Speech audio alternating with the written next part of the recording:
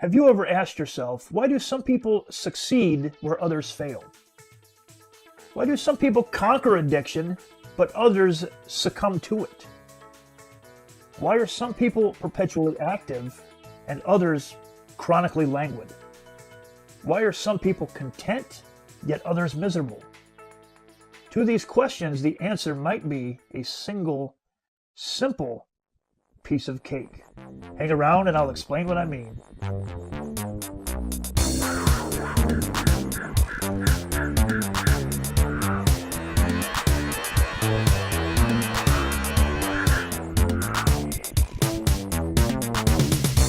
Hey there, it's Sean here, also known as Bits of Real Panther. No artificial flavors or colors. I hope you are living your life like it was golden. And I would like to welcome both you and your life to my channel and to this presentation of the piece of cake syndrome. And I'll explain what that is here momentarily. First, however, I would invite you to like and subscribe. And feel free to post below any comments that you may have. I'm happy to read them and to reply back to you. Okay, the piece of cake syndrome. What is it? What are you talking about, Panther? This phenomenon will require some slight explanation on my part, so please bear with me. In fact, if you need to use the restroom or grab a snack, now would be the ideal time. I'll just wait here. I'm just kidding. Okay. There is, shared among nearly all people, a subtle yet pervasive affliction of the mind, a kind of psychological gremlin, if you will, whose only real purpose, whose only real function is to lead astray its unwitting host. Now, this gremlin is, of course, not corporeal, but rather psychological. Before we explore the nature of this gremlin, however, it might prove prudent to first explore its origin. That origin finds itself in the sum of one's human experience. Allow me to explain. Every single thing that you see, hear, taste, touch, smell, feel, think, all of these things linger forever within your psyche, each exerting upon you a contiguous positive or negative influence.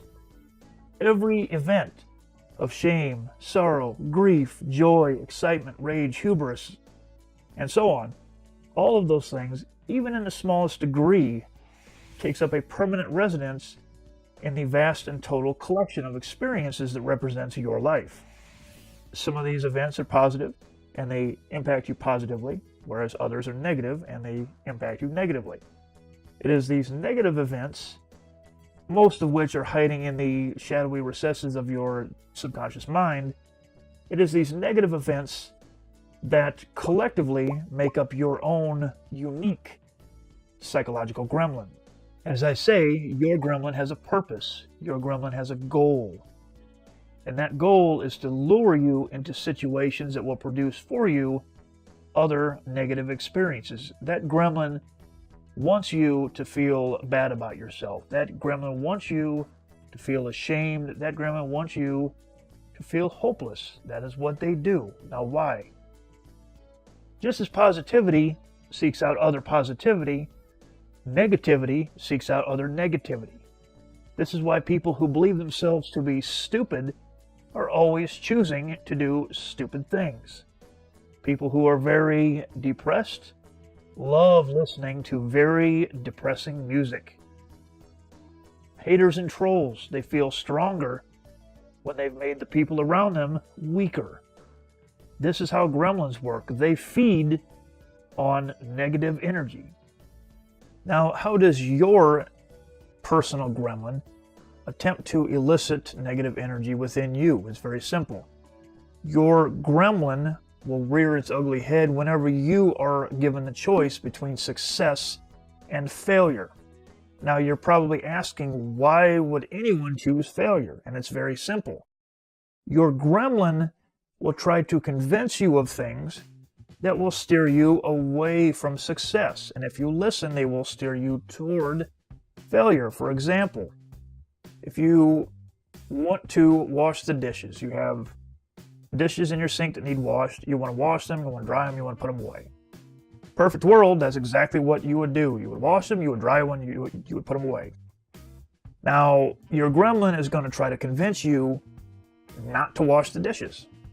Hey, you've had a hard day, wash them tomorrow. You're way full of food, all you want to do is kick back and relax. Hey, you've had a rough day, a rough week, whatever the case is, hell with those dishes. That is what your gremlin will try to convince you of, because you will not feel as good if you do not wash the dishes than you will if you do, because once you wash them, they're washed, they're done, they're over with. Hey, I accomplished this, they're clean, they're out of my life. That is what your gremlin wants. Your gremlin wants you to feel bad. The means of mental trickery that this gremlin uses is what I like to call the piece of cake syndrome. The piece of cake syndrome is where somebody believes something that they know to be false simply because they want the ends that that false belief accomplishes. I named it the piece of cake syndrome because it applies most properly to weight loss, which is a big thing here in the States. Okay, here would be the scenario in question. You are hoping to lose weight. You know that eating right is a property of weight loss. It is a requisite. So you hit the gym, you're watching your weight, you're watching your diet, you're doing everything right for weeks after weeks, losing weight, and that you're at a restaurant, you have a salad. The waiter comes around with the dessert tray, and right on top you see this huge piece of cake. You know, I know, my neighbor's neighbor knows that cake is not a weight loss food. Eating cake is not conducive to weight loss. We all know this, but your gremlin will try to convince you that it's okay to eat that piece of cake even though you're trying to lose weight. One piece of cake won't hurt you. You've done so good. You deserve a piece of cake. You've earned it. You'll work harder at the gym tomorrow. You're not losing enough weight anyway. Just quit the whole thing of dieting. All of this crap is basically what this gremlin will try to convince you of, because you really want that piece of cake. You want to lose weight, but you want that piece of cake also. Eating the cake is failure. Losing the weight is success. That is the goal. That is where you want to be. You have to listen to reason and not listen to that little gremlin in your head. That is the piece of cake syndrome. So in a nutshell, the next time you have to accomplish something and you start hearing these little voices in your head, well, not really hearing voices. If you're hearing voices, you might want to make a phone call.